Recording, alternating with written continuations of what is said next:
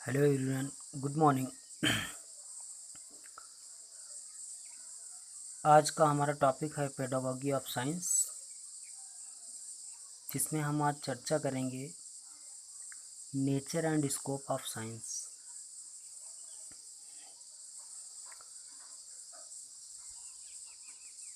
Science के nature की अगर हम बात करें तो हम देखते हैं कि इस इन्वायरमेंट में हमारे चारों ओर जो भी चीज़ें हैं उन सभी में कहीं ना कहीं साइंस छिपा है। उन वस्तुओं, घटनाओं, परिघटनाओं को देखकर बालक या व्यक्तियों के मन में कुछ प्रश्न उठते हैं कि वह वस्तु क्या है, अगर है तो क्यों है, क्यों है तो वो कैसे, उत्पत्ति कैसे है, संभव कैसे है के बारे में जानना, के बारे में समझना ही विज्ञान है।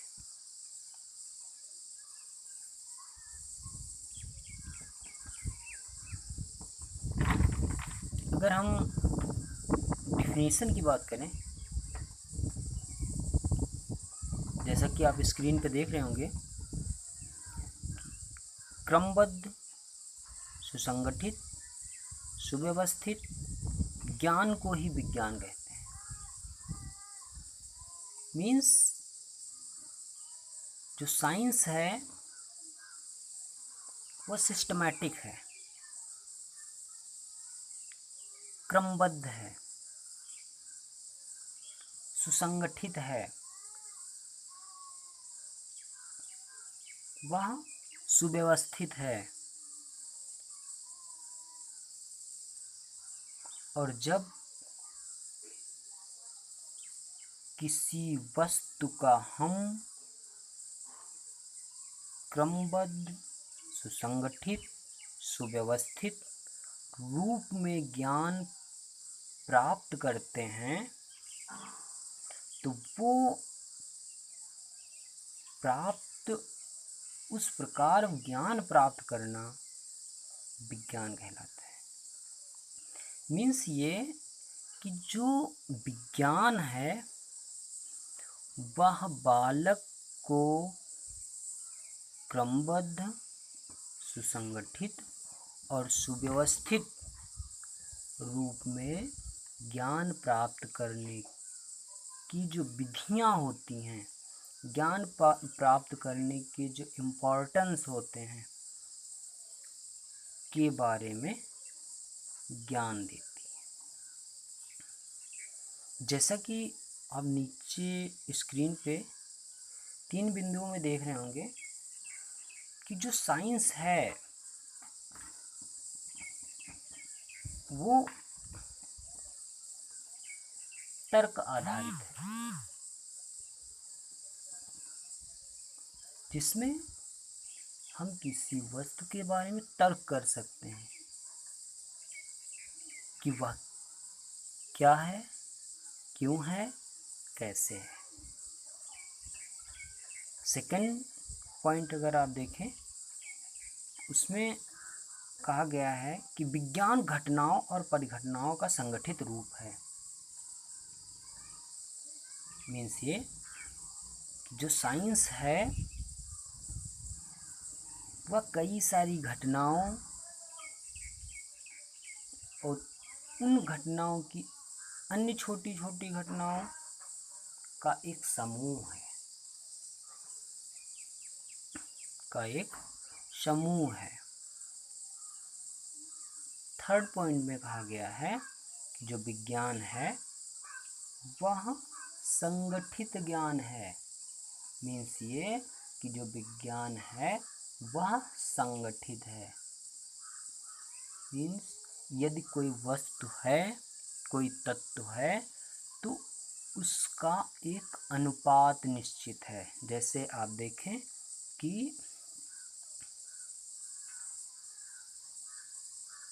H2O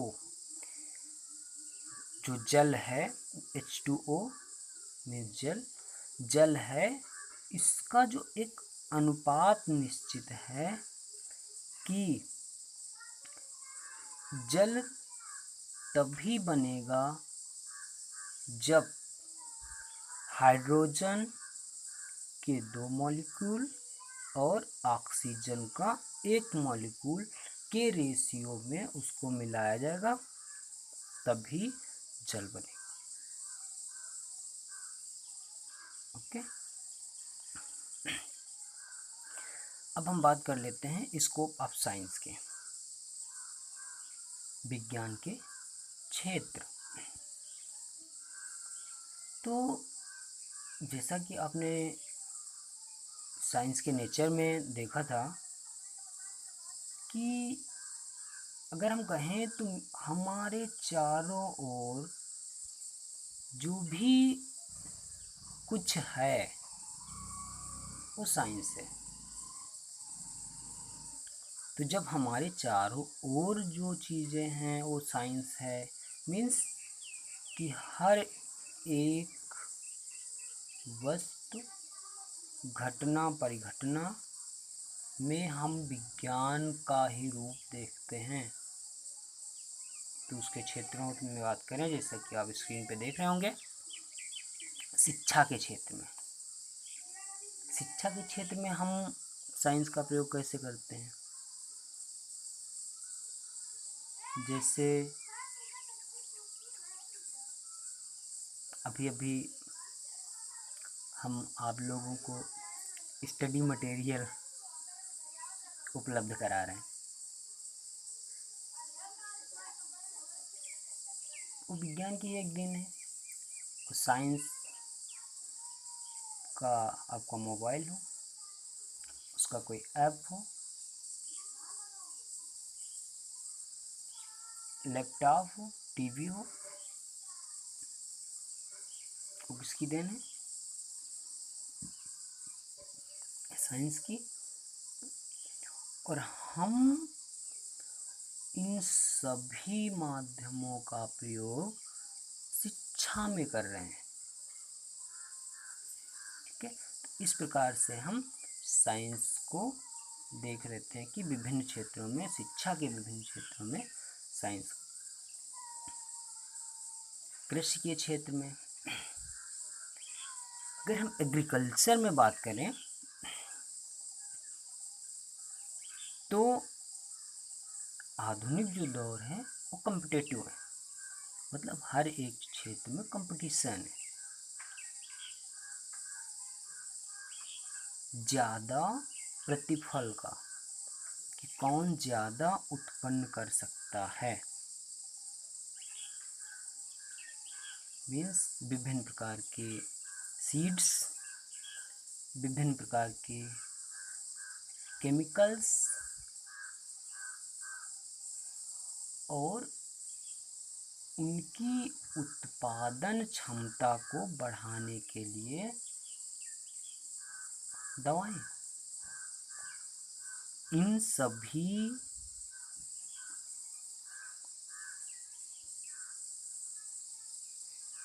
जो उपलब्ध हुए हैं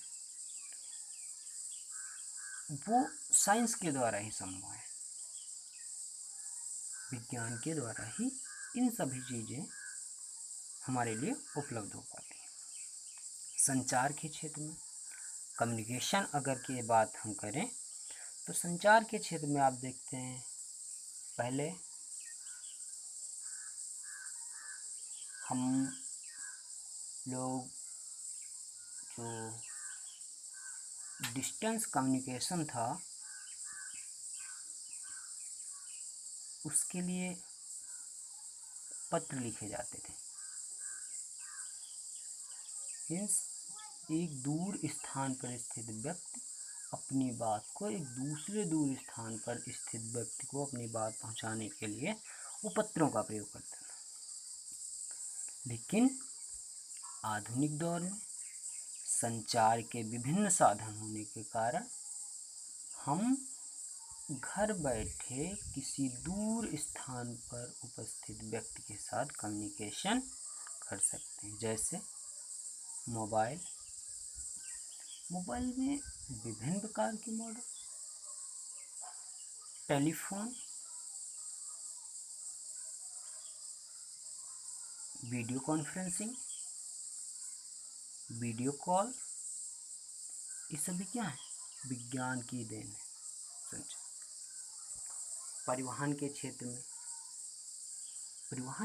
में अगर हम बात करें तो साइंस को ही हम देखते हैं। नए नए मॉडल्स आते हैं, नई नई बाइक्स आती हैं,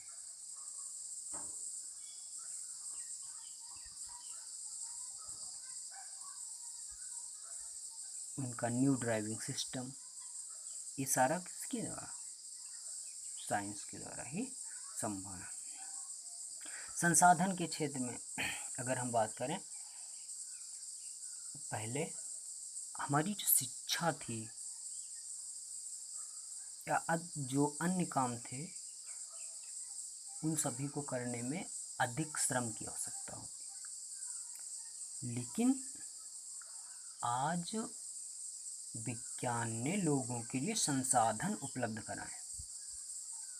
अब दिव्यांगों के लिए ही देख लीजिए कि पहले सिर्फ और सिर्फ वे लोग ब्रेल पर ही निर्भर थे, लेकिन आज उनके लिए मोबाइल में भी विभिन्न प्रकार के ऐप्स हैं, टैबलेट में भी विभिन्न प्रकार के ऐप्स का प्रयोग करते हुए वो वीडियो रूप में या उनका ऑडियो रूप, अगर लो विज़न है तो वीडियो का जूम करके विभिन्न प्रकार की वस्तुएं जो उनके लिए यूज़फुल हैं उनको देख सकते हैं। तो वहाँ पर वो संसाधनों का प्रयोग कर रहे हैं सीखने तक। पहले एक दृष्टि दिव्यांग व्यक्ति स्टिक का प्रयोग करते हुए चलता था, जिससे उचित सूचनाएं मिलना थोड़ा कठिन था। लेकिन संसाधनों की अगर बात करें, साइंस की अगर बात करें, तो उसने आज उन बालकों के लिए एक लेज़र गेन उपलब्ध कराई, जिसके द्वारा उन दिव्यांगों को 1 मीटर के बाहर की एरिया में जैसे ही कोई उनको नुकसान पहुंचाने वाली वस्तु संपर्क में आती है, वह उनको वाइब्रेशन के द्वारा सूचनाएं उपलब्ध करा देती है। उसी तरह आप तकनीकी के क्षेत्र में देख रहे हैं विभिन्न प्रकार की तकनीकें। मनोविज्ञान के क्षेत्र में, एजुकेशन में मनोविज्ञान का बहुत महत्व है।